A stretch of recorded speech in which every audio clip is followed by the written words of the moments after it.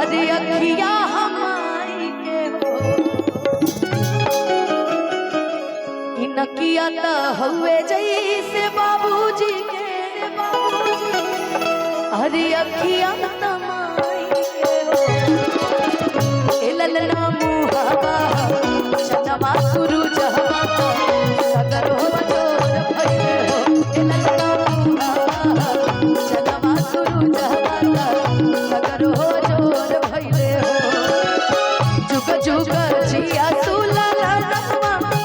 नवा के भाग जागल हो जुग जुग जिया सुलला नवा नवा के भाग जागल हो ए ललना लाल होइले फुलवा के दीपक मनवा में आस लागल हो ए ललना लाल होइले फुलवा के दीपक मनवा में आस लागल हो। लेकिन आज के समय हमर शिवानी गावत हुई है देख के हमर बबुआ के कि तुझको डाले खुदा से घबराता है तुझको डाले खुदा से घबराता है एक तुझको मेरे चाहता है एक तुझको मेरे चाहता है ये कैसा रिश्ता है कैसा नाता है ये कैसा एक तुझको मेरे चाहता है एक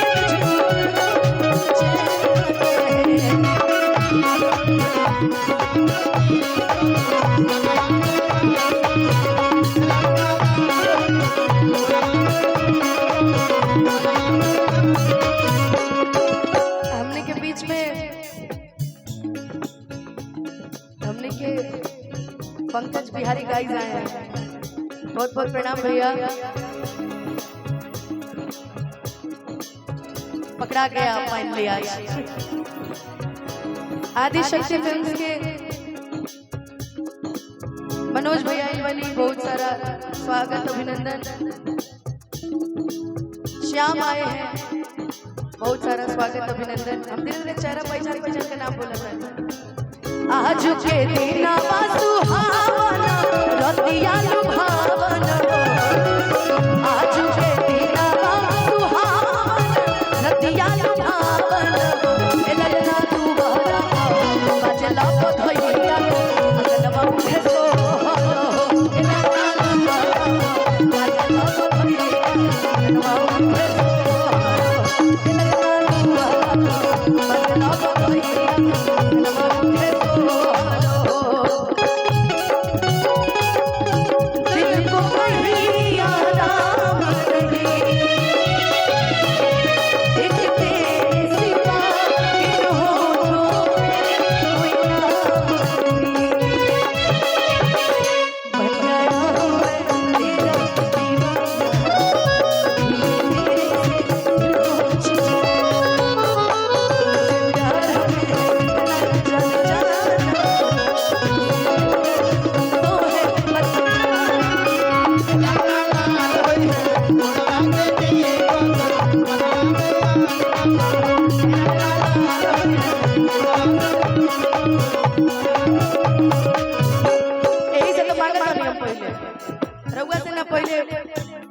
करोड़पति है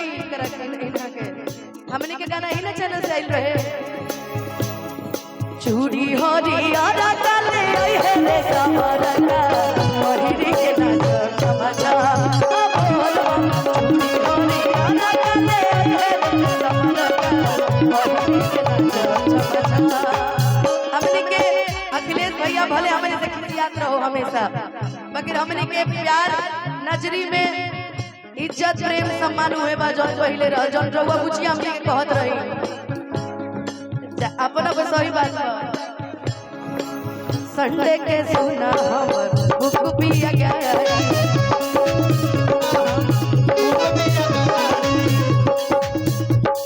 गंगेश्वर महादेव जी हमने के सामने ही बनी वो टाइम के सबसे सुंदर गाना हमारा अखिलेश भैया लिखे रहे मम्मी संग देखा है वीडियो चाचा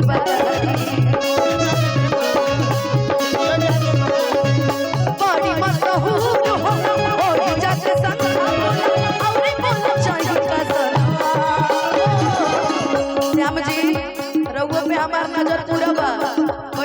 हेने आई लोग के भी का दिखाई के रहुआ आई वाली हेने आई तनी रुकी त तनी हई हटाई हई पकड़ कभी आ पकड़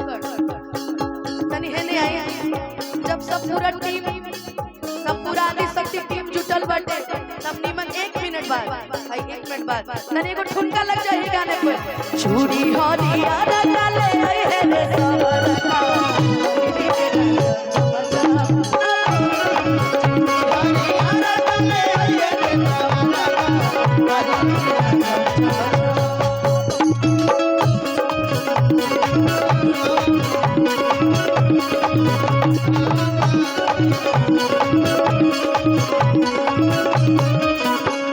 हमारे गुड्डू पाठक भैया चौबे भैया है आशुतोष भैया और बड़ी मनी रंजीत जी इन्हों के गाना रफ्तारे मेरा पकड़ा था जी फतेह बहादुर भैया हमने के बीच में उपस्थित बनी आगे के लाइन बड़ा सुंदर बने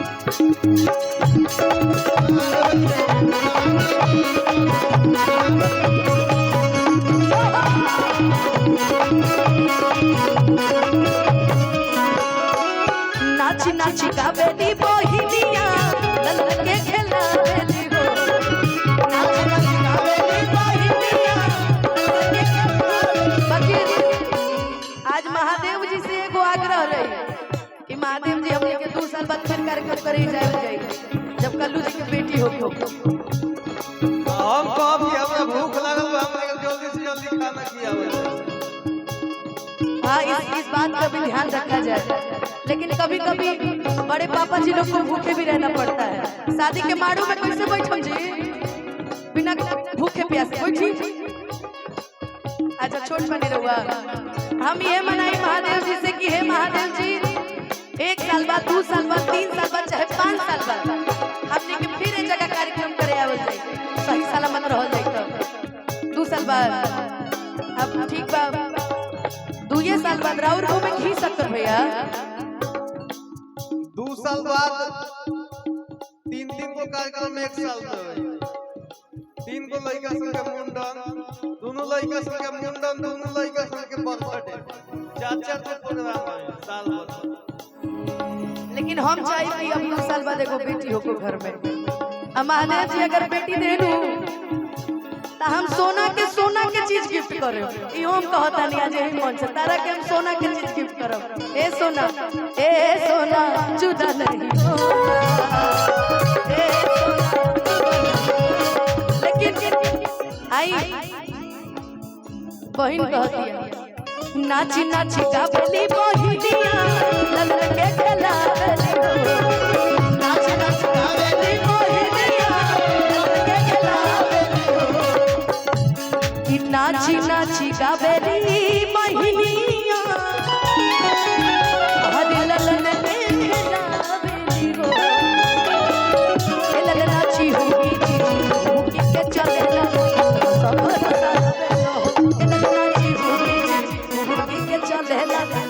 सब सासू सोहागिन बड़ भागिन अनधन लुटावेली हो सासू सोहागिन बड़ भागिन अनधन लुटावेली हो हे ललना तू बहरा बाजला बखैया अंगना के